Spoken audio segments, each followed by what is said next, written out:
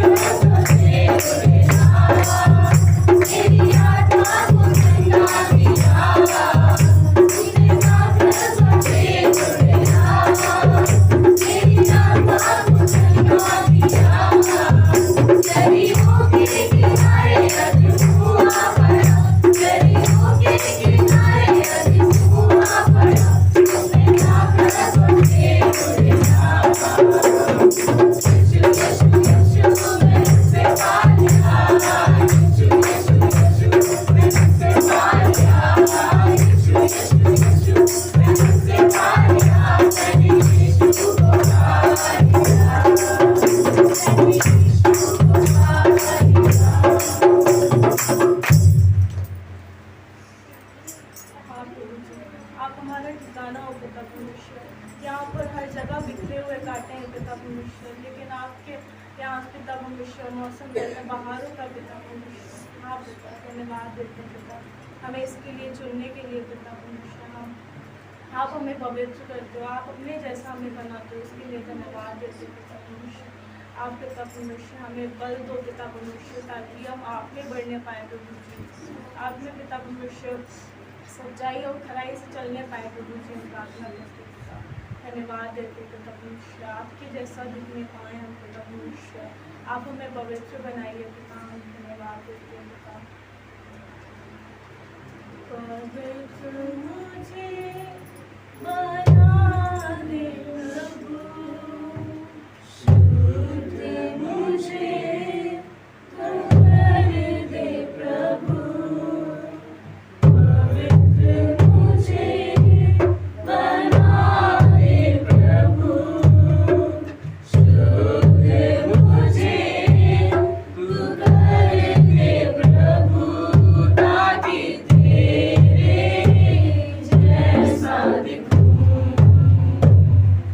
Tani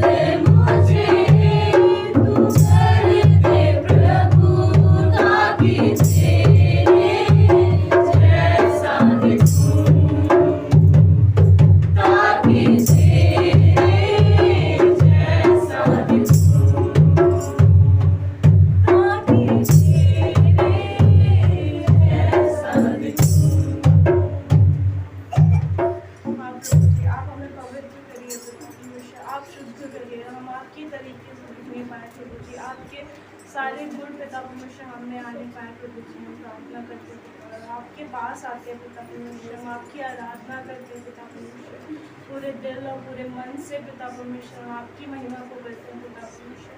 आप महान हो पिता परमेश्वर, सारा आदर पिता परमेश्वर आपको देते हैं पिता परमेश्वर, हम आपके पास आते हैं पिता परमेश्वर, हाँ पिता परमेश्वर धन्यवाद देते हैं पिता। तेरे पास आता हूँ यीशु, तेरे पास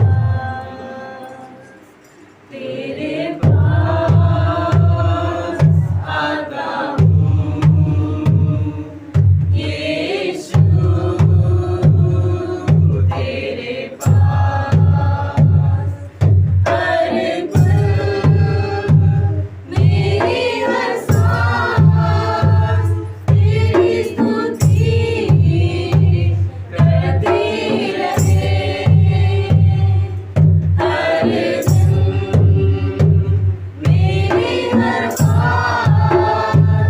तेरी महिमा गाती रहे, हर पल मेरी हर सांस तेरी स्तुति करती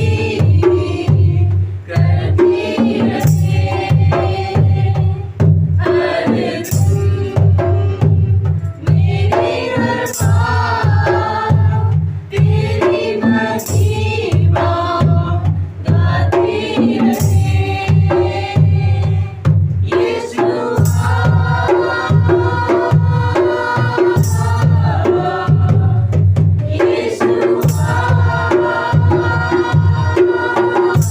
हर मेरी हर बात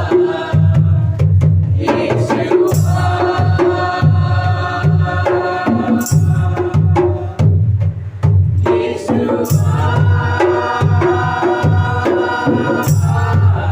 गाती रहे,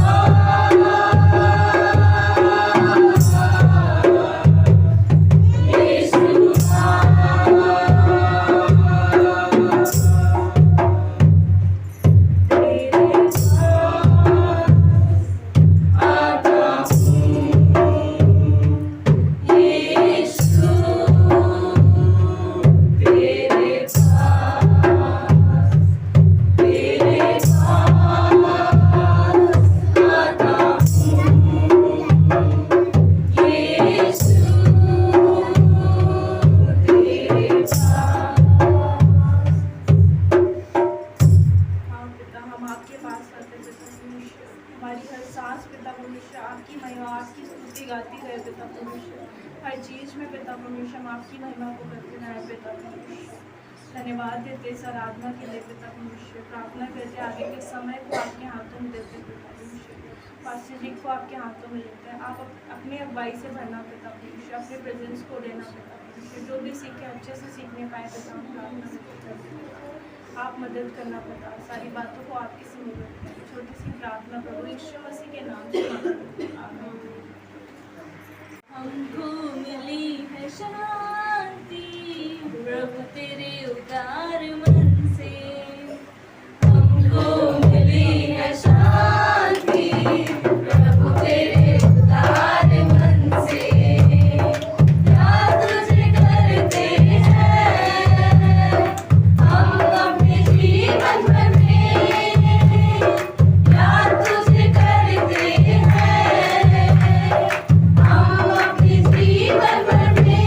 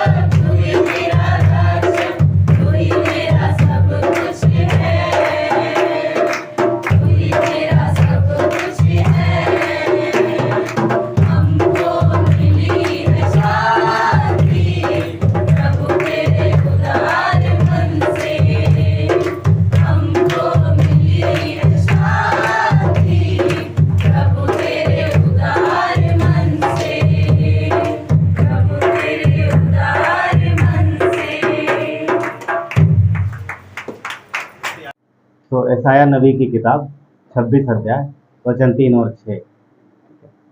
तो यहाँ पर जैसे कभी हम लोग बात कर रहे थे कि हम परमेश्वर को अपने जीवन में काम करने देते हैं, धीरज रखें। अगर धीरज नहीं रखेंगे तो कई बार चीज़ें सही से नहीं हो पाएंगी। तो वचन देखते हैं हम लोग, 3 देखेंगे, 3 से 6 देखेंगे। सब पहुँच गए वहाँ पर? ठीक है। लिखा है, जिसका मन तुझ में धीरज धरे हुए। क्या किए हुए है? धीरज धरे हुए। उसकी तू पूर्ण शांति के साथ रक्षा करता है, क्योंकि वो तुझ पर भरोसा रखता है। तो जब हमारा मन, हमारा हृदय मसीह में धीरज रखता है तो परमेश्वर फिर काम करता है। लिखा पूर्ण शांति से रक्षा करता है। इसका मीनिंग पता है क्या? देखो सुन लो, जो आदमी धीरज नहीं रखेगा वो शांत भी नहीं रहेगा। कभी ऐसा आदमी देखा है? कोई ऐसा व्यक्ति जो धीरज भी है पर विचलित भी है? ऐसा नहीं मिलेगा। जो धीरज रखेगा वही शांत रहेगा। तो वचन कहता है कि जो मसीह में धीरज रखेगा कि परमेश्वर है और उसके हाथ में चीज़ें हैं और वो अपने तरीके से संभालेगा, तो फिर हम धीरज रख सकते हैं। ठीक है। और कहता है क्यों शांति से परमेश्वर रक्षा करेगा? क्योंकि वो व्यक्ति किस पर भरोसा रखता है? परमेश्वर पर भरोसा रखता है। वचन 4 कहता है, यहोवा पर सदा भरोसा रख, क्योंकि प्रभु यहोवा सनातन चट्टान है ना। प्रभु यहोवा सनातन चट्टान है। यीशु मसीह को भी चट्टान बोला गया, रॉक ना, चट्टान, बड़ी चट्टान। पतरस को क्या बोला कि मैं इस पत्थर पर अपनी कलीसिया बनाऊंगा। एक्चुअली वो पतरस की बात नहीं कर रहा था, यीशु अपनी बात कर रहा था कि मैं खुद पर अपनी कलीसिया बनाऊंगा। तो कलीसिया जो है मसीह पर स्थिर है, मसीह की देह। ठीक है।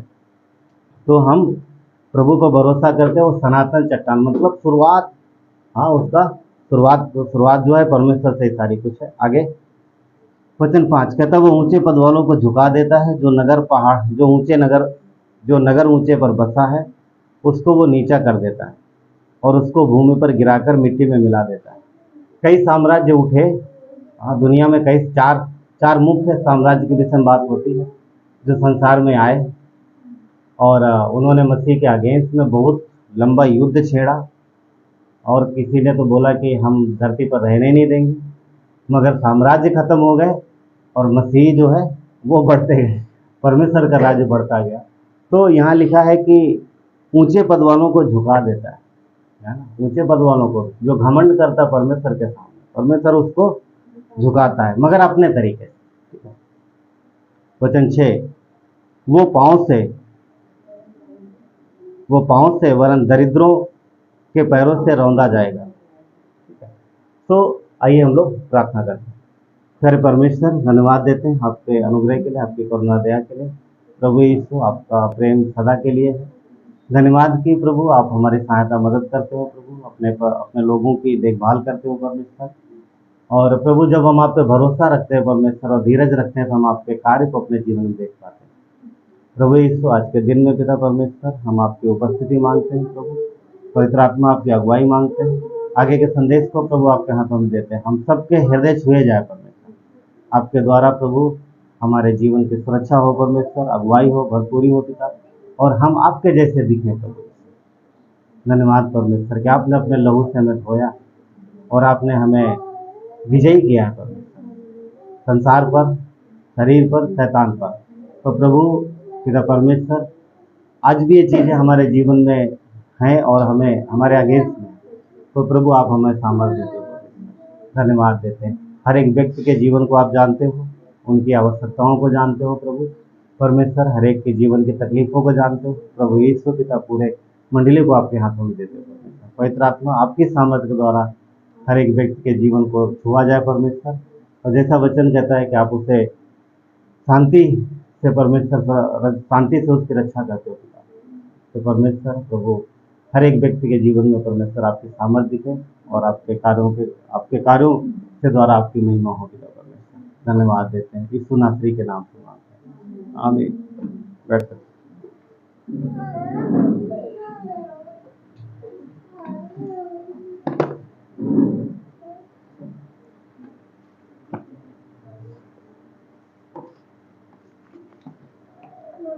धीरज रखना कई बार बड़ा मुश्किल काम होता है ना।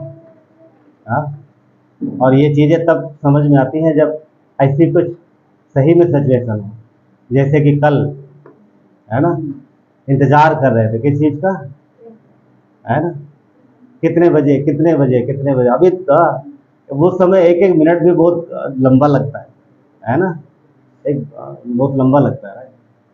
तो इंतज़ार, है ना, ऐसे में धीरज की परख होती है, ऐसे में धीरज की परख होती है।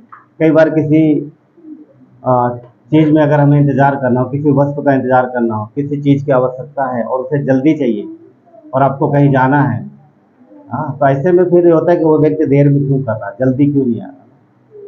पर इंतज़ार के मामले में अगर देखा जाए तो बाकी लोगों से ज़्यादा किसानों को ज़्यादा ग्रेड मिलेगा। किसान, हाँ, हम सब कहीं ना कहीं किसान परिवार से जुड़े रहे। किसान इंतज़ार करता है, बड़ा लंबा इंतजार, पूरा निवेश करता है, इंतजार करता है। एक्चुअली बिजनेसमैन भी करते हैं, हम उनकी बात ये नहीं कर रहे, पर किसान के विषय में थोड़ा सा ज़्यादा देखा जाता है, क्योंकि किसान सबसे ज़्यादा रिस्क पे होता है। बिजनेसमैन तो इंश्योरेंस भी किए होते हैं ना, अब आजकल किसान भी कर लेते हैं, पर किसान का रिस्क ज़्यादा रहता है। तो वो फसल लगाता है और फसल अच्छी हो गई तो बहुत अच्छा, नहीं हुई तो नुकसान में होता है। कुछ फसलें बड़ी जल्दी हो जाती हैं और कुछ फसलों में समय लगता है। अरहर का पेड़ कितने लोगों ने देखा, पेड़ तो नहीं बोल सकते, पौधा, हाँ, कुछ कुछ लोगों ने देखा, कुछ लोगों ने नहीं देखा। आजकल इस एरिया में अरहर दिखाई नहीं देता ना, अरहर की दाल सबके घर में दिखाई देती है, पर अरहर का पेड़ नहीं दिखाई देता है। कुछ लोगों को तो अरहर का बीज भी नहीं पता होगा, नए बच्चे ना, बीज मतलब दाल बनने से पहले, है ना, पेड़ की तो बात ही अलग। पर अरहर की फसल जब किसान बोता है तो उसको काफी लंबा इंतजार करना पड़ता है, लगभग 1 साल लग जाता है अरहर बोने से कट के, मतलब कटने तक यानी घर आने तक लगभग 1 साल। सोचो हम लोग जो अरहर की दाल खाते हैं ना, 1 साल में तैयार होती है, इतना आसान नहीं है।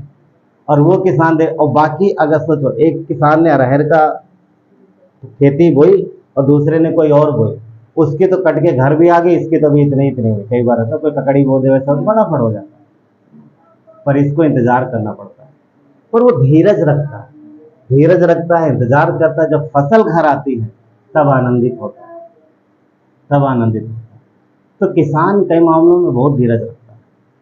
इसके अलावा और भी कई सारी खेती हैं जिनमें ज्यादा धीरज रखना पड़ता है, और ये धीरज बहुत जरूरी, और धीरज का परिणाम बहुत अच्छा होता है। धीरज का परिणाम अच्छा होता है। जब पूरा 1 कुंटल खेत का जब अरहर कट के आएगा तो कितना ढेर लगेगा, राइट, और महंगा भी बिकता है, इंतजार होता है। मगर आज एक ऐसी फसल को ही बोल सकते हैं, क्योंकि फसल क्या है, हाँ, किसान काम करता है उसमें, पेड़ बोल सकते हैं, फसल नहीं बोलेंगे, मगर वो उसके काम आता है। वो है बांस, एक बांस जो ज़्यादातर चीन में पाया जाता है, और उस बांस की कुछ खासियत, उसका नाम है मोसो, MOSO, मोसो बम्बू उसको बोलते हैं, और ये चीन में पाया जाता है। इसको जब किसान लगाता है, इसको जब लगाता है तो इसकी खासियत ये है कि ये 5 साल तक ऊपर जमीन के ऊपर आता ही नहीं। कितने साल? आपने 2025 में लगाया तो 30 तक उसमें कुछ नहीं दिखाई देगा, मतलब 29 तक कुछ नहीं दिखाई देगा, 5वें साल थोड़ा दिखेगा, ठीक है। तो 4 साल तो कुछ आपको दिखेगा नहीं, बस आपको निशान बना देना है उधर, ताकि आप पानी डाल सकें, ठीक है, ताकि आप पानी डाल सकें। क्योंकि यदि आप निशान नहीं बनाएंगे ना, यदि आप निशान नहीं बनाएंगे तो आपको पता नहीं चलेगा कहाँ पर बोया, पानी कहाँ डालना है। तो आप सोचो कि अभी 2025 में लगाया, 26 हो गया, 27 हो गया, 28 हो गया, और बाकियों की फसल और जिसने लगाया क्या करेंगे वो, हाँ, कट रही, फिर बोई जा रही, फिर कट रही, घर आ रही, और ये अभी पानी डाल रहा, ये अभी पानी डाल रहा। नहीं लगता बहुत ज़्यादा लंबा इंतजार का समय? हाँ, कम से कम 4 साल, 4.5 साल तो पक्का ही है।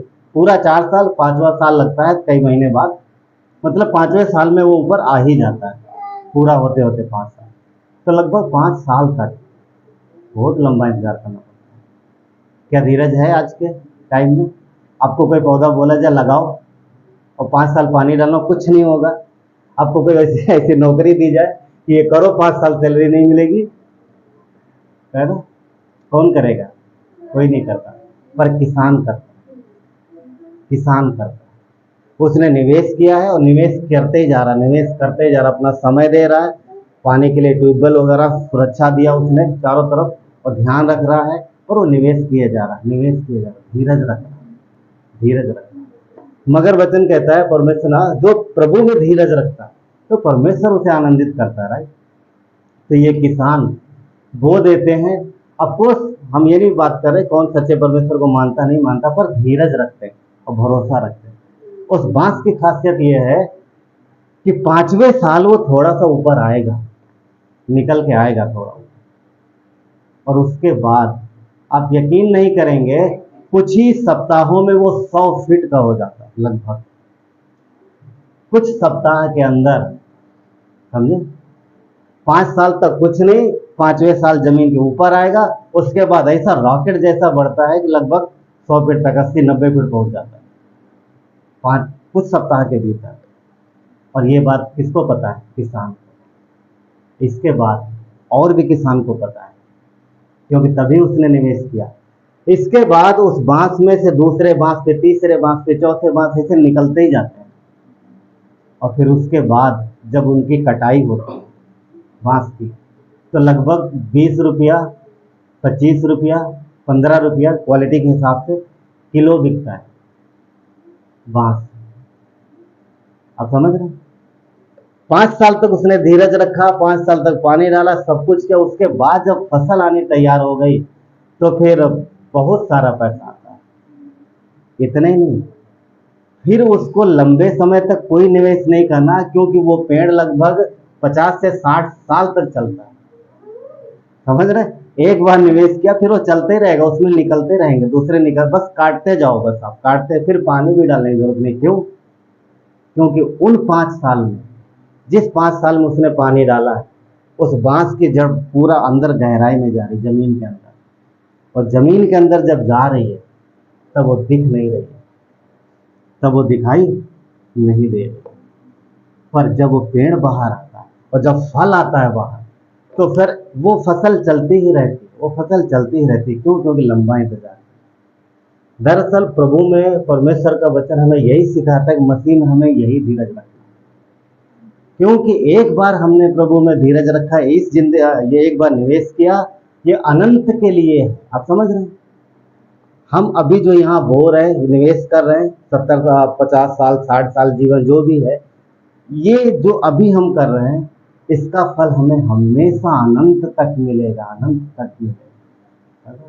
और इसका मतलब ये नहीं है कि मरने के बाद वो बांस की तरह जीवन में आती, तो नहीं, तब नहीं परमेश्वर यही ब्लेस करेगा, तभी नहीं।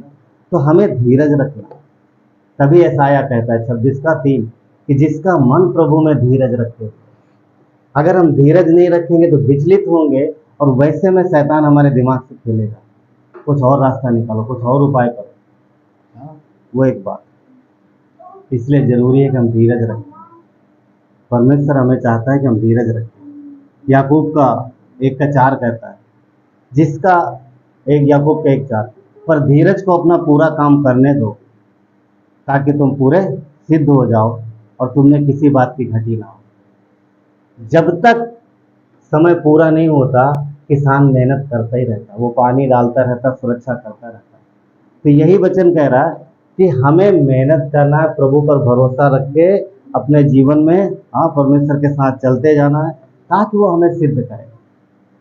उस पेड़ को बढ़ाना और उसकी गहराई, जड़ को गहराई में ले जाना, ये परमेश्वर का काम। किसान का काम क्या था? विश्वास से उसमें पानी डालना और देख रेख करना, जो ये उसका काम, बाकी परमेश्वर का काम। इसीलिए पौलुस बोलता है, किसी ने सींचा, किसी ने बोया, किसी ने सींचा, पर परमेश्वर ने बढ़ाया, राइट? तो वो एक चीज है। तो हमें इस बात का ध्यान रखना है, क्योंकि परमेश्वर के लोग होने के नाते हम धीरज से अपने कार्यों को करें। जो हम काम करते हैं वो धीरज से करें। और धीरज पता क्या, हमारे विश्वास को भी प्रकट करता है, क्योंकि जो विश्वास करेगा वो धीरज भी रखेगा। विश्वास नहीं है तो धीरज नहीं दिखेगा, विश्वास कम, धीरज कम दिखेगा। विश्वास ज़्यादा है, विश्वास ज़्यादा है तो धीरज भी ज़्यादा दिखेगा। बहुत सारे लोगों को आपने देखा होगा जो बोलते हैं हाँ हम विश्वास तो करते हैं, पर धीरज के मामले जरा सा भी नहीं नहीं नहीं नहीं, विश्वास करते पर हम ये ऐसे करेंगे, हम रुकने वाले नहीं, इंतजार नहीं करेंगे। वो एक बात, धीरज से ही हम परमेश्वर को प्रसन्न कर सकते हैं। प्रसन्न करने का मतलब ये, जब हम धीरज रखते हैं तो परमेश्वर हमारे जीवन में कार्य कर पाता है। अगर धीरज नहीं रखेंगे तो फिर परमेश्वर कार्य नहीं कर पाएगा। फिर कौन कार्य कर पाएगा? हाँ, परमेश्वर के बाद वही है जो विश्वासियों के जीवन में बहुत ही उत्सुक रहता है कि प्रभु मुझे मौका दो, मुझे काम करना है। हाँ, वो तो इंतजार, प्रभु मुझे आप बोलो बस, मुझे काम करना है ना? तो वो बहुत ही एक्साइटेड रहता है, स्पेशली विश्वासियों के जीवन में काम करने के लिए। तो परमेश्वर कितना अनुग्रहकारी नहीं बोला, रुक तो साइड हो। आज ये धीरज नहीं रख रहा पर कल रखेगा, आज नहीं समझ पा रहा पर कल समझेगा, ये मेरी संतान है, ये मेरा मामला, तो साइड पर। कभी कभी परमेश्वर थोड़ा उसको हम लोगों को सिखाने के लिए कभी कभी थोड़ा उसे बोल देता है, अच्छा ठीक है ये वाला कर ले मुझे, उतना ही बस परमिशन के हिसाब से। तो इस तरीके से पर शैतान बहुत ही ललायत रहता है। पर जो व्यक्ति धीरज रखता है परमेश्वर उसे ब्लेस करता है, आशीषित करता है। जैसा कि अभी अभी उदाहरण लिया हम लोगों ने, अरहर की खेत या चाइनीज मांस, एक एग्जाम्पल है। पर हमारा आत्मिक जीवन भी ऐसा ही है, गहराई में जाकर कभी कभी क्या होता है, कभी कभी लगेगा जीवन में कुछ नहीं हो रहा, पर इसका मतलब ये नहीं कि कुछ नहीं हो रहा, काम अंदर है, काम परमेश्वर स्वर्ग में हो रहा है, इसलिए मैं धरती पे दिख नहीं रहा। पर जिस दिन वो धरती पर प्रकट होगा तब सबको दिखाई देगा, सबको दिखाई देगा। इसीलिए धीरज रखना। पर जो उतावली करता है वो फिर अच्छा फल नहीं मिलता।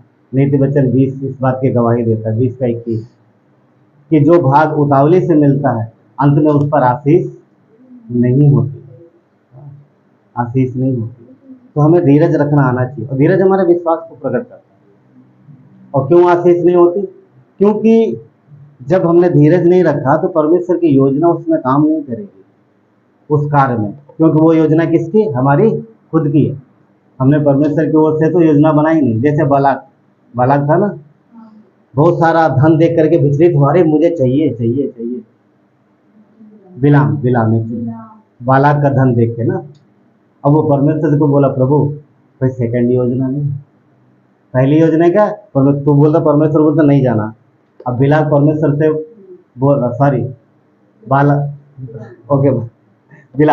बिलाम परमेश्वर से पूछ रहा है प्रभु की दूसरी योजना में कुछ हो नहीं सकता कि सांप मरे ना लाठी टूटे?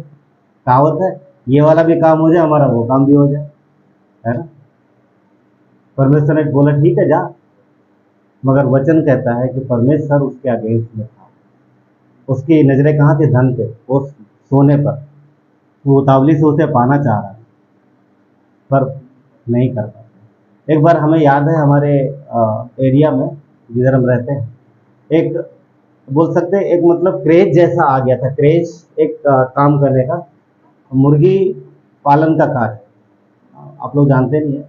तो वहां पर एक या दो लोग करते थे, पता नहीं कैसे एक लहर जैसी आई, जिसको देखो वही मुर्गी पालन काम शुरू कर रहा है, जिसको देखो वही शुरू कर रहा है। अब जब हम गांव जाते तो एक भी नहीं दिखाई देते, फॉर्म ऐसे बनाते हैं। अब एक भी जब देखो इधर भी चारों तरफ वही था, सब उतावली, अरे वो भी कमा ले रहा हम भी कमाएंगे, वो भी कमा ले रहा हम भी कमाएंगे। 1.5-2 साल बाद वही 2 बच्चे जो पहले थे, जो पुराने वाले, बाकी नहीं, वो आज भी है, जब जाते वो आज भी है, और बाकी जो आए थे वो सब लहर में बह गए एक तरीके से। कहने मतलब उन्होंने उतावली से शुरू किया और हर आदमी ने नुकसान उठाया, लोन लेके पता नहीं कैसे करके चीज़ों को किया, और बाद में कुछ तो बहुत नुकसान उठाया कई लोगों ने। तो ये ध्यान रखने की जरूरत है कि परमेश्वर में धीरज है। देखिए वो संसार के लोग ऐसा करते हैं, पर हम विश्वासी होकर परमेश्वर में हमें धीरज रखना, ठीक है, धीरज रखना। नीति वचन 21 का 5 कहते हैं जो कामकाजी व्यक्ति है, कहते हैं कामकाजी की कल्पनाओं से केवल लाभ होता है, परंतु उतावली करने वाले को केवल घटी होती है। तो उतावली नहीं करना, बुद्धिमानी के साथ हमें परमेश्वर के योजना को समझना है और उसके पीछे चलना है, और ये परमेश्वर की इच्छा है। तभी उसने यशायाह में बोला क्या? यशायाह 26:3, जिसका मन प्रभु में धीरज धरे हुए है, ठीक है, वो उसके प्राण, हाँ, उसके क्या बोलता है कि शांति के साथ उसकी रक्षा करता है। क्यों? क्योंकि वो उस पर भरोसा रखता है। तो वो परमेश्वर आपको पता है ये वचन यशायाह नबी को दिया गया। यशायाह को खुद के लिए दिया गया या किसी और के लिए दिया गया? उस समय जो नबियों को वचन दिए जाते थे उनकी प्रजा के लिए दिए जाते थे, और यशायाह को जो वचन दिया गया उस समय यहूदियों के लिए था कि तुम भरोसा रखो किस पर? परमेश्वर पे, तुम धीरज रखो उस पर। और यहूदी किसकी प्रजा है? यहूदियों का मूल पिता कौन है? यहूदियों का मूल पिता अब्राहम। यहूदियों का जो मूल पिता है वो अब्राहम है। और परमेश्वर ने अब्राहम को वादा दिया था उत्पत्ति 12 अध्याय में कि तुझे मैं संतान दूंगा और तुझे बहुत से, तेरे द्वारा मतलब बहुत से वंश आएंगे, ठीक है, और तेरी जाति को बढ़ाऊंगा, राइट, ऐसा उसने वादा दिया। तो यहूदी जो है वो उन्हीं के वंश से आए, अब्राहम के वंश से। हम सब जानते हैं इसहाक के बेटे याकूब के द्वारा यहूदियों का यहूदी जाति आगे आई। तो परमेश्वर ने इनको वादा दिया। पर अब्राहम के और भी बहुत से वंश थे, अब्राहम के और भी बहुत सी जातियां निकली हैं और बहुत सी जातियां अब्राहम को दी गई। परंतु यहाँ पर हम देखते हैं कि परमेश्वर ने अब्राहम को एकदम साफ शब्दों में बोला था कि मैं तेरे द्वारा एक बड़ी जाति बनाऊंगा। और आगे पढ़ोगे और अध्याय में, 15 अध्याय में और अध्याय में, तो बोला कि तेरा वंश समुद्र के बालों की तरह और आकाश के तारों की तरह होगा। ये वादा था उसका, एकदम साफ क्लीन शब्दों में। क्या डाउट था कोई कि परमेश्वर ने गोलमोल बात की है? नहीं किया। मगर बोलते ना, इंतजार जब करना होता है तो कई बार बड़ा भारी होता है, बड़ा मुश्किल होता है। अब्राहम और उसकी पत्नी ने, वचन कहता है कि 10 साल इंतजार किया इस वादे के बाद। 75 वर्ष का था अब्राहम जब परमेश्वर का ये वादा आया। 10 साल तक इंतजार किया संतान होने का, पर उनके पास कोई संतान नहीं। 10 साल के समय थोड़ा होता नहीं, इंसान होने नाते काफी होता है। 11वें साल में सारा का विश्वास जो है वो थोड़ा थोड़ा डगमगाने लगा। नहीं, अब तो पॉसिबल नहीं है, अब तो पॉसिबल नहीं, अब तो कुछ करना ही पड़ेगा, शायद परमेश्वर भूल गया। बहुत सारी बातें आती, पता नहीं परमेश्वर ने प्रार्थना सुनी नहीं। अब्राहम, क्या तुमने वाकई क्लियर में परमेश्वर की आवाज़ सुनी थी? वो परमेश्वर की आवाज़ थी, कहीं तुम्हारे अंदर मन की आवाज़ तो नहीं थी? कई बार पता है क्या लोग ऐसा बोलते हैं कि आत्मा में कि प्रभु आज मैंने परमेश्वर की आवाज़ सुनी। मैं पूरी तरह इनकार नहीं कर रहा, हो सकता है परमेश्वर की आवाज़ हो, मगर ज़्यादातर 99% केसों में हमारे इंसानी आत्मा की आवाज़ होती है। 1% में ही कभी कभी परमेश्वर की आवाज़ आती है, ज़्यादातर इंसानी आत्मा की आवाज़ आती है। जब इंसान भावुक हो जाता है कई सारी चीज़ों में तो खुद की आवाज़ आती है। यहाँ पर सारा बोल रही है, क्या तुमने परमेश्वर की आवाज़ सुनी? क्लियर ना? अब अब्राहम ने क्या जवाब दिया वही जाने, ठीक है। पर हम एक सीन बनाने की कोशिश कर रहे हैं, वो ये है कि सारा का विश्वास थोड़ा थोड़ा डगमगाया, और किसी न किसी, हो सकता थोड़े ना नुकर के बाद में अंत में अब्राहम ने भी हाँ किया उस बात पर। और इनके इस गलती की वजह से दुनिया में कौन आया? इस्माइल आया। अब इस्माइल आ गया, दोनों खुश, अब्राहम भी खुश, मेरा बेटा मुझे मिल गया, ठीक है, मेरा बेटा मुझे मिल गया। मगर परमेश्वर का वचन कहता है कि वो बच्चा परमेश्वर की ओर से नहीं था, नहीं, परंतु अब्राहम को लगा बेटा है, मेरा है, ठीक है, और वो उसके ऊपर अपना प्रेम दिखा रहा। उस बच्चे की वजह से कहते 13 साल तक अब्राहम ने बात नहीं की। किससे? नहीं, उस बच्चे की वजह से नहीं, सॉरी, गलती होगी मुझसे। अगला बच्चा जब आएगा वो बच्चा है साथ में, मगर अब्राहम उस बच्चे से प्रेम कर रहा है और परमेश्वर ने इनकार कर दिया उस बच्चे का। अब बात यहाँ पर ये है, क्या धीरज इतना लंबा भी हो सकता है कि 10 साल के बाद इनको और इंतजार करना था, क्योंकि परमेश्वर का समय पूरा नहीं हुआ। इस्माइल के जन्म के कितने दिन बाद इसहाक आया पता? 13 साल बाद। और इस्माइल कितने साल बाद आया? वादा परमेश्वर ने जब वादा किया उसके 10 साल बाद 11वें साल में आया, राइट। 11वें साल में इस्माइल आया, यानी 11 साल ऑलरेडी वो इंतजार कर चुके हैं। 10 साल तो पूरा कर लिया, ठीक है। और आगे 13 साल बाद परमेश्वर ने बोला अब मेरा समय आया, अब मेरा टाइम है, अब तेरे द्वारा मैं संतान दूंगा। शारीरिक कोई भी लक्षण दोनों में नहीं, पर बोला कि अब तुझे संतान होगा। यानी मनुष्य के लिए जो असंभव है परमेश्वर के लिए वो संभव है। परमेश्वर ये दिखाना चाह रहा था, अब्राहम तुम कुछ कर सकते हो, अफकोर्स तुम कुछ कर सकते हो क्योंकि मैंने तुम्हें क्षमता दी है, पर तुम्हारी क्षमता से अलग मैं कुछ ऐसा करूंगा जो पीढ़ियां याद रखेंगी और उनके लिए गवाही होगी, वो आने वाले वंश के लिए गवाही होगी तुम्हारे जीवन के द्वारा कि परमेश्वर उन्हें भी ब्लेस कर सकता है। इंतजार, तो इंतजार जब करना पड़ता है कई बार दिक्कत होती है, कई बार शैतान को मौका मिलता है, जैसे इनके जीवन में आए, हमारे आपके जीवन में भी हो। इंतजार जब लंबा हो जाता है, पर हमें धीरज रखना है क्योंकि परमेश्वर मनुष्य नहीं है जो कहे और फिर ध्यान न दे और जो भूल जाए या फिर कोई गलत आवाज, राइट। तो परमेश्वर मनुष्य नहीं है। मनुष्यों की आवाज इधर उधर हो सकती है, कई बार इंसान कह के मुकर जाते हैं, कई बार तो लिख के भी देंगे, ये लो भैया लिखवा लो, वो बोलते ना लिखवा लो मुझसे, और कुछ लोग लिख भी देते, बाद बोले नहीं मेरा नहीं। तो इंसान ऐसा करते हैं, तो परमेश्वर नहीं करता क्योंकि ईश्वर मनुष्य नहीं है। मैं वचन कहता है गिनती में, राइट, गिनती में ईश्वर मनुष्य नहीं है कि वो झूठ बोले, 23:29।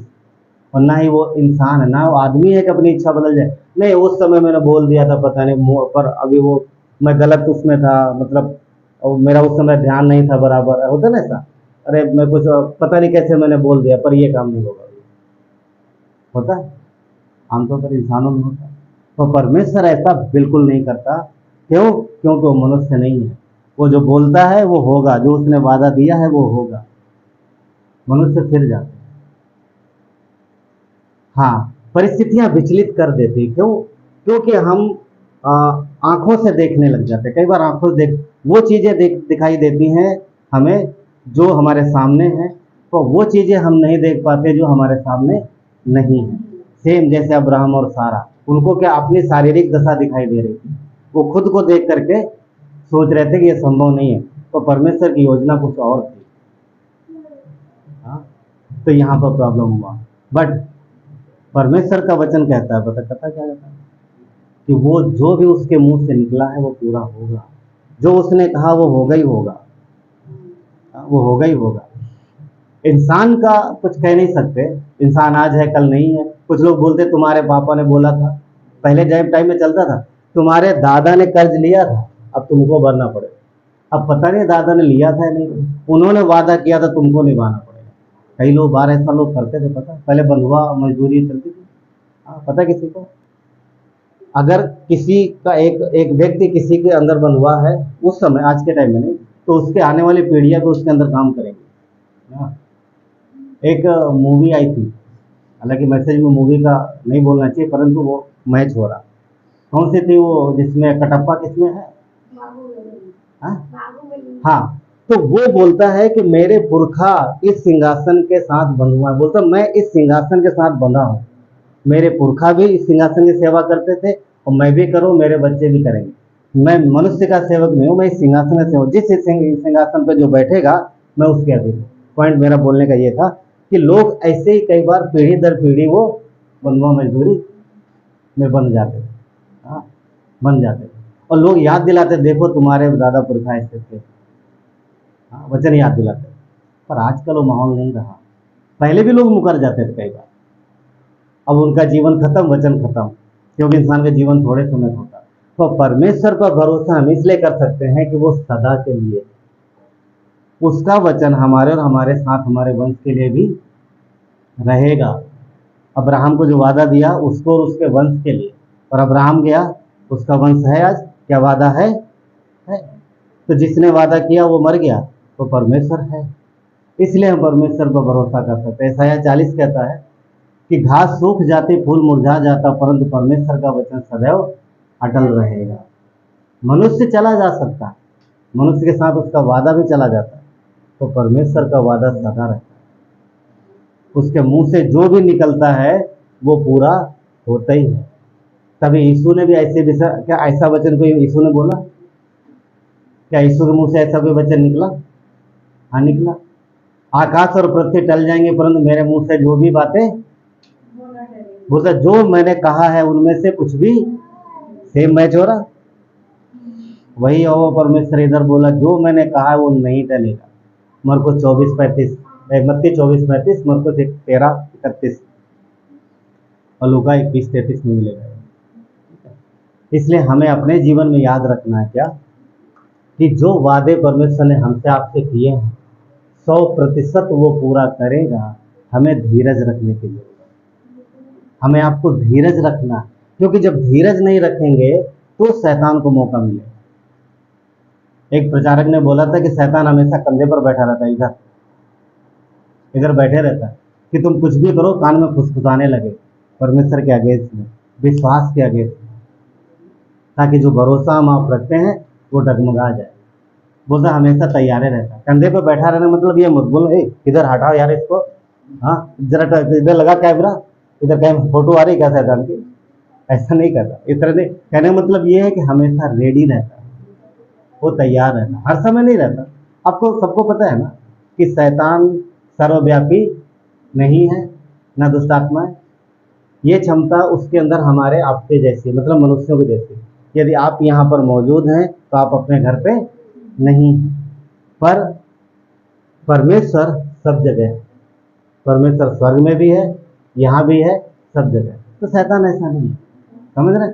शैतान ऐसा नहीं, शैतान यहाँ है उदाहरण तौर पे, तो दूसरी जगह नहीं है। तो इस तरीके से तो ये मत सोचना है कि सब आपके कंधे पे बैठा है, राइट? ऐसा नहीं। मगर ये रहता है, वो तैयार रहता है, हमेशा तैयार रहता है। क्यों? क्योंकि वो मौके के तलाश में, वो मौके के तलाश में। याकूब कहता है ना, नहीं पतरस कहता है, पहला पतरस, कि बोलता है कि वो गरजते हुए शेर के तरह वो मौके तलाश करता रहता है। 5, 7, 8 पहला पतरस, वो मुख्य बात।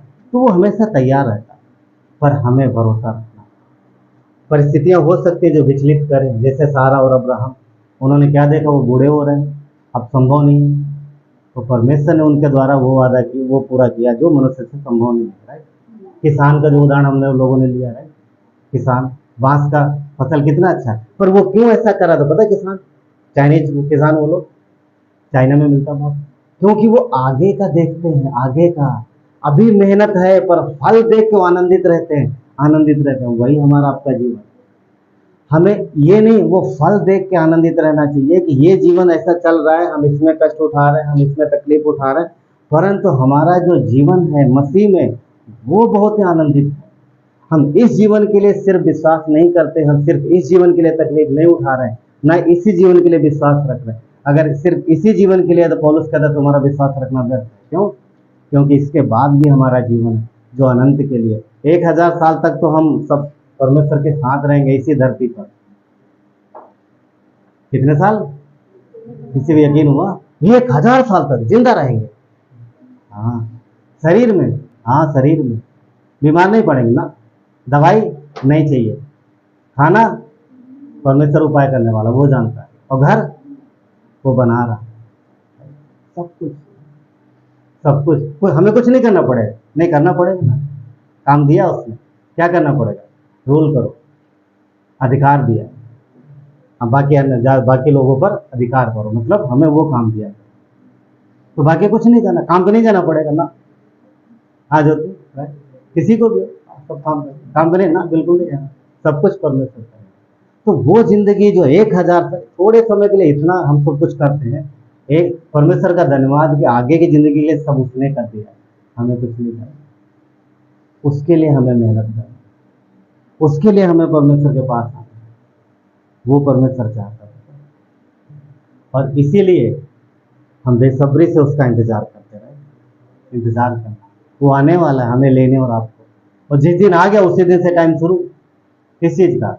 अनंत का। हालांकि अनंत के लिए तो आज भी हम जीवित हैं, पर शरीर में है। पर जिस दिन वो लेने आ गया बादलों पर हम जाएंगे, उसके बाद में बाय बाय, धरती को बाय बाय करेंगे। अभी ये सब नहीं चाहिए। ये सब नहीं चाहिए। परमेश्वर का कार्य शुरू होगा, वो मुख्य बात थी, वो हमारा आनंद। हम परमानेंट के लिए यहाँ नहीं, तभी तो बोलते हैं हम यात्री हैं। हालांकि तो ये बात दुनिया बोलती है, आया है वो जाएगा। कोई तो दोहा था, राजा रंग फकीर आगे पता नहीं। ठीक है, कहने का मतलब ये है, दुनिया ये मानती है कि सब आए हैं मर जाएंगे, जाएंगे वो हमेशा के लिए, पर हम आए जरूर हैं पर हमेशा के लिए नष्ट नहीं हो रहा, क्योंकि हम बचा लिए। किसके द्वारा? यीशु के लोगों के द्वारा। वो धरती पर आया, उसने हमारे लिए बलिदान दिया, वो क्रूस पर मरा, उसने दर्द सहा, उसने कष्ट सहा, वो मरा और तीसरे दिन जी उठा, उसने मौत पर विजय पाई और हमें आपको दिया अनंत जीवन। ये हमारी आशा है और हम प्रभु में धीरज रखते हैं, इस जीवन के लिए भी और अनंत के लिए। और जब धीरज रखते हैं तो परमेश्वर का काम इस जीवन में भी दिखाई देता है। पर अगर धीरज नहीं रखते तो कई बार हम शैतान के चंगुल में फंस सकते हैं। अब्राहम सारा जैसे कह रहे हैं, बहुत सारे उदाहरण। तो परमेश्वर चाहता है कि हम उसके साथ वचन के अनुसार जो उसने कहा उसके वचनों पर धीरज रखें, भरोसा विश्वास रखते हुए आगे बढ़े, और वो संभालने वाला परमेश्वर। तभी यशायाह में उसने क्या लिखा, जिसका मन प्रभु में धीरज धरे हुए, वो क्या करता है? परमेश्वर उसकी शांति के साथ सुरक्षा करता है। क्यों? क्योंकि वो उस पर भरोसा है। कोई भी चीज होने तो, बहुत सारी चीजें है, जब तक हम धरती पर है बहुत कुछ है हमें परेशान करने के लिए, बहुत कुछ है, मगर मुख्य 3 है, उसी में सब आ जाता है। 3 का है मुख्य, शरीर, संसार, शैतान, ट्रिपल एस। ठीक, और सबसे पहले नंबर पे कौन आता है? हमारा शरीर। थोड़ा सा चल दिया तो थक गया, ठीक, थोड़ा सा ज़्यादा मेहनत किया तो थकान हो जाती है। सबसे पहले यही परेशान करता है। पर ठीक है, ज़्यादा समय के लिए परेशान नहीं करेगा, चिंता करने को। एक दिन हम इसको छोड़ देंगे, बस बहुत हो गया, तूने बहुत परेशान कर लिया, बाय बाय, अब जा रहा है, मुझे तेरी भी जरूरत नहीं है ना। एक दिन आएगा समय, हाँ मुझे तेरी भी जरूरत नहीं, हाँ अब जरूरत है, बस हो गया, काफ़ी धन्यवाद, इतने दिन साथ दिया, दवाई खा के ही सही, मजाक करते हैं। मतलब ये है कि एक दिन समय आएगा हमें शरीर की हमें कोई जरूरत नहीं। क्यों? क्योंकि परमेश्वर हमें एक ऐसा शरीर देगा जो कभी भी न कमजोर होगा, न बूढ़ा होगा, न ही हमें किसी और चीज़, बाहरी चीज़ की जरूरत पड़ेगी। वो परमेश्वर है। तब तक के लिए परमेश्वर हमारे साथ है। हमें विश्वास रखना और धीरज से आगे बढ़ता रहना। प्रभु आपको आशीष। आइए प्रार्थना करते हैं। मेरे परमेश्वर, धन्यवाद देते हैं आपके करुणा और दया के लिए। धन्यवाद प्रभु यीशु इस वचन के लिए। परमेश्वर, आपने कहा कि जिसका मन आप में धीरज धरे हुए, प्रभु हम धीरज रखते हैं और धीरज से ही प्रभु हम आपके कार्यों को अपने जीवन में देख सकते हैं। प्रभु यीशु, यहाँ पर आपकी दया पिता परमेश्वर, प्रार्थना करते कि हर व्यक्ति आप में धीरज रखना सीखे और धीरज से आपके समय का इंतजार करे प्रभु, और अपने जीवन में आपको काम करने दें, आपके अनुग्रह को काम करने दें प्रभु यीशु पिता। हर एक को आपके हाथ हम देते परमेश्वर, जिन्हें जो भी घटी कमी प्रभु आप पूरा करो परमेश्वर, क्योंकि आपने क्रूस पर हम सबके लिए जान दी पिता, आपने उद्धार दिया परमेश्वर, जिसके लिए बड़ी कीमत चुकाई है प्रभु।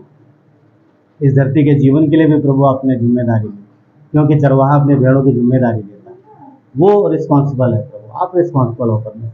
पर पिता, इसके लिए हमें आपके पीछे चलना धीरज के साथ। धन्यवाद देते परमेश्वर, हर एक को आशीष देना, संभालना, अपने प्रणाम रखना परमेश्वर। धन्यवाद देते हैं प्रभु, आपकी महिमा होगी तो परमेश्वर। धन्यवाद देते हैं यीशु नासरी के नाम से मांगते हैं, आमीन।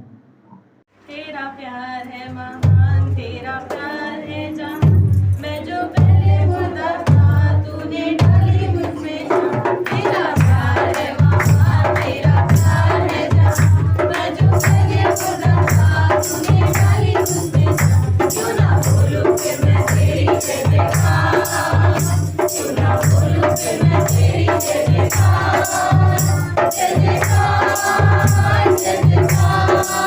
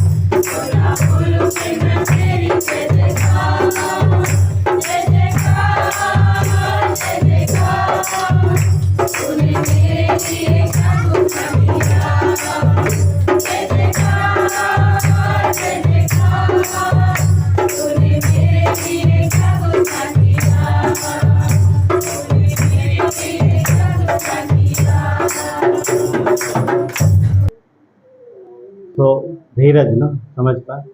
तो धीरज बहुत जरूरी है विश्वासियों के जीवन में, क्योंकि परमेश्वर की इच्छा है कि हम धीरज रखें, और शैतान चाहता है हम धीरज बिल्कुल ना रखें। देखो, अगर वो संसार को दिखाता है, उनको देखो, उनको देखो, उनको देखो।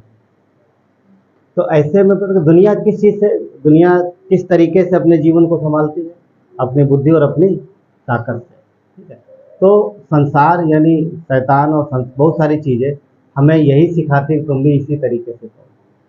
तुम परमेश्वर को छोड़ो, नाम लेते रहो, ठीक है, पर करो सब अपनी बुद्धि और अपनी सामर्थ्य से। तो फिर परमेश्वर का कार्य प्रकट नहीं होगा। धीरज रखना, उसके समय का इंतजार करना, और उसके समय में यानी उसके तरीके से वो धीरज रखते हुए हमें मेहनत करना, जो काम दिया वो करते रहना, विश्वास योग्य रहना। क्योंकि पौलुस लिखता है जो काम ना करे वो खाने भी ना पाए। तो मेहनत करने के लिए बोला, हम मेहनती बने, आलसी नहीं। मेहनत करें पर भरोसा परमेश्वर पर रखते और अपने जीवन के लिए उस पर इंतजार करें, उसके धीरज रखें। और ये हमारा जो धीरज रखना सिर्फ इस जीवन के लिए नहीं है, आने वाला जीवन ये तो थोड़ा है, एक दिन तो ये जाना ही जाना 100%, ये बचने वाला नहीं है। पर आगे आने वाला जो जीवन है वो हमेशा तक रहने वाला है। तो हम उस जीवन के लिए भी धीरज रखें, क्योंकि परमेश्वर ने हमारे इस जीवन में हमें आनंद और शांति देने के लिए तो है, पर मुख्य तौर पर हमें अनंत जीवन देने के लिए तकलीफ सही है, कष्ट सहा। अफकोर्स जब तक इस जीवन में तत्व को संभालता है, पर मेन उद्देश्य आगे वाला जीवन है ना। तो ये एक बात, चलिए प्रार्थना करते हैं। प्यारे परमेश्वर, अनुग्रहकारी परमेश्वर, धन्यवाद देते हैं आपके करुणा और दया के लिए प्रभु। इस जीवन में भी प्रभु इस जीवन में हम धीरज रखते हुए परमेश्वर आपके कहे हुए वादों पर, आपके वचनों के अनुसार हम भरोसा करें और विश्वास से आगे बढ़े परमेश्वर, ताकि इस जीवन में भी आपकी महिमा। जैसे अब्राहम के जीवन में प्रभु परमेश्वर आपने उसे आशीष दिया, परमेश्वर आपने वादे को पूरा किया, और आज वो उदाहरण है परमेश्वर। प्रभु यीशु, कई बार हमारा जीवन ऐसा होता है कि हमें हमारे कार्य, आपके कार्य प्रभु हमारे जीवन में प्रकट नहीं होते, हम समझ नहीं पाते क्या हो रहा है, परमेश्वर क्या कर रहा है, कुछ समझ नहीं आता।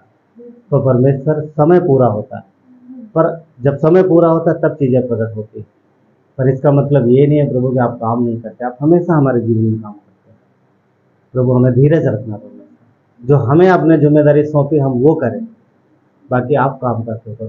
धन्यवाद देते प्रभु यीशु पिता, हर एक को ब्लेस करना प्रभु, अपने अनुग्रह से भरना परमेश्वर, आपकी सामर्थ्य जीवन में परमेश्वर प्रभु, आपका सामर्थ्य जीवन आपके बच्चों के जीवन में आने का प्रभु, आप बीमारों को चंगाई देना परमेश्वर, आपके वचन से अगुवाई करना, धीरज और भरोसा रखने में मदद करना परमेश्वर। इस संसार में, जब तकलीफ भरे संसार में प्रभु आपने इस समय आपने हम सबको रखा है पिता, तो आपकी सामर्थ्य और आपकी अगुवाई देना परमेश्वर। सब कुछ आपके हाथों में देते परमेश्वर, हर एक का जीवन आपके हाथों में देते, हम आपके द्वारा संभाले और आपके द्वारा चलाए जाते।